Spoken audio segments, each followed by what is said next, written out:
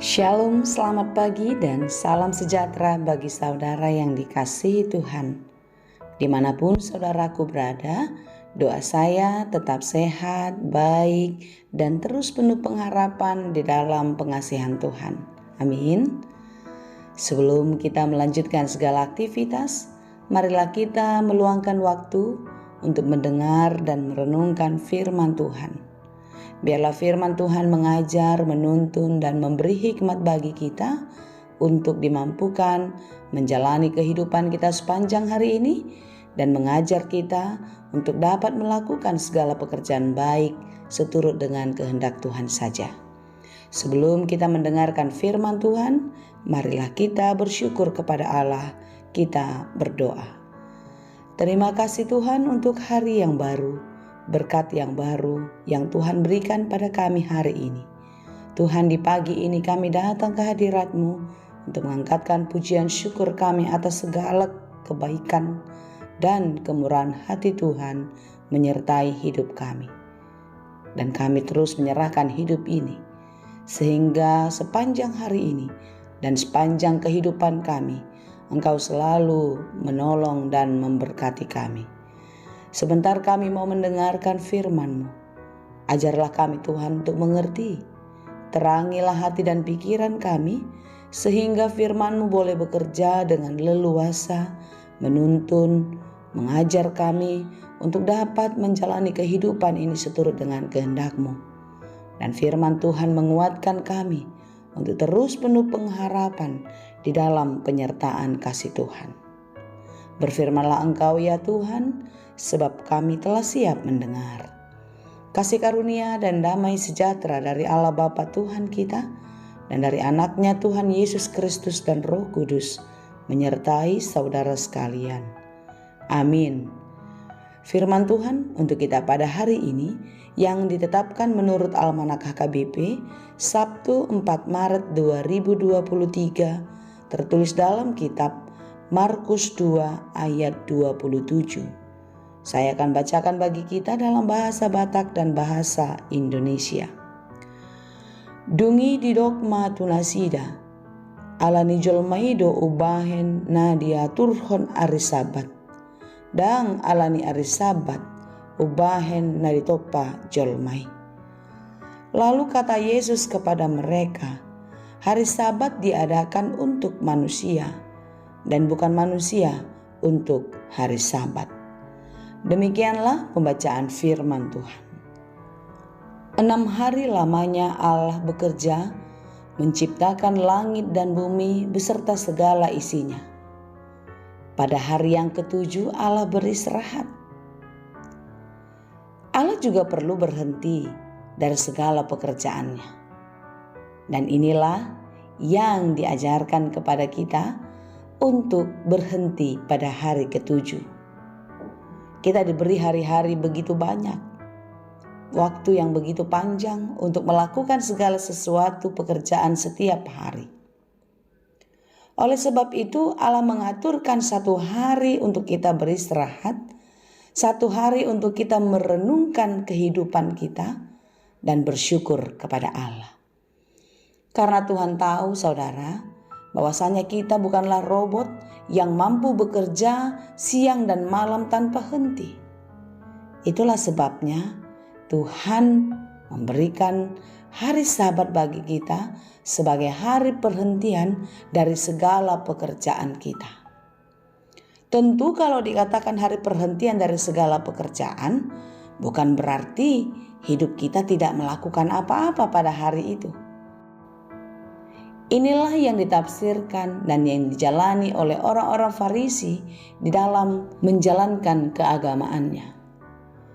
Orang-orang Farisi mengartikan lain dari maksud Allah. Oleh sebab itu terjadilah perdebatan antara orang-orang Farisi dengan Yesus dan murid-muridnya ketika murid-murid Yesus memetik gandum di ladang pada hari Sabat.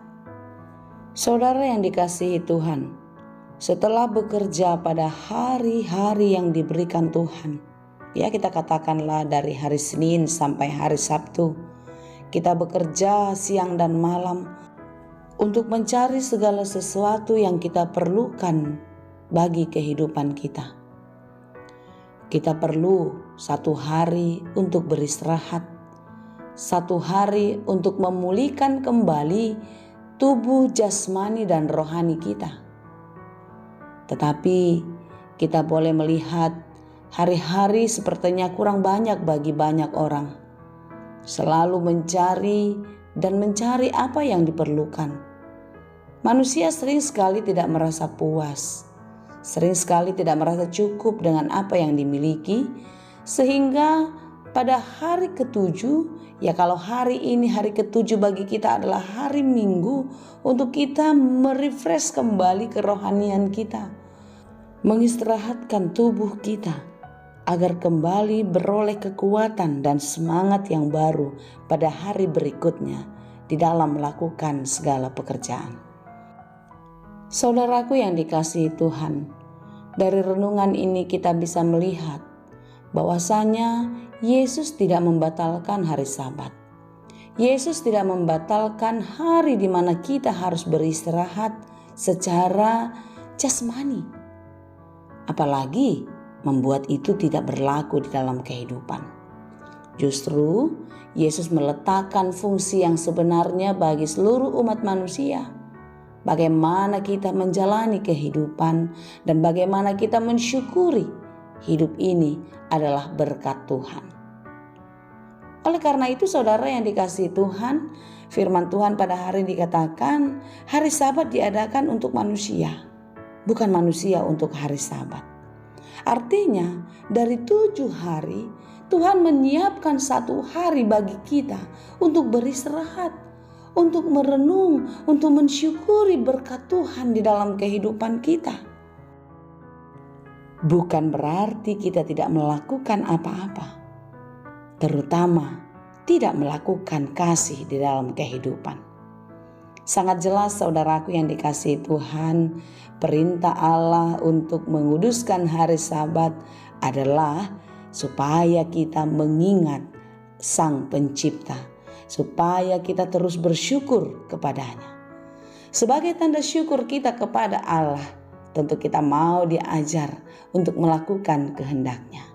Tidak apa-apa kita melakukan pekerjaan pada hari ke-7 itu, tetapi ingatlah, pekerjaan yang kita lakukan pada hari ke-7 itu adalah hari di mana kita melakukan kasih, di mana kita melakukan hal-hal yang berkenan kepada perintah Tuhan. Saudaraku yang dikasihi Tuhan, penuh semangatlah menjalani kehidupan dan lakukanlah segala pekerjaan baik dengan kerja cerdas, dengan semangat yang dari Tuhan. Tetapi ingatlah, pada hari ke-7 kita harus memberikan kesempatan bagi diri kita untuk menikmati kehidupan. Pada hari ke-7 adalah waktunya kita untuk secara khusus bersekutu, memuji dan memuliakan Tuhan. Bukan berarti hari-hari lain kita tidak memuji Tuhan ya, tetapi pada hari ke-7 adalah hari spesial bagi kita untuk merenungkan kembali apa yang sudah dikerjakan Tuhan, mengevaluasi diri dengan segala pekerjaan kita, dan hari baru, hari esok kita beroleh kekuatan, kita beroleh hikmat dari Allah untuk penuh semangat melakukan segala pekerjaan kita.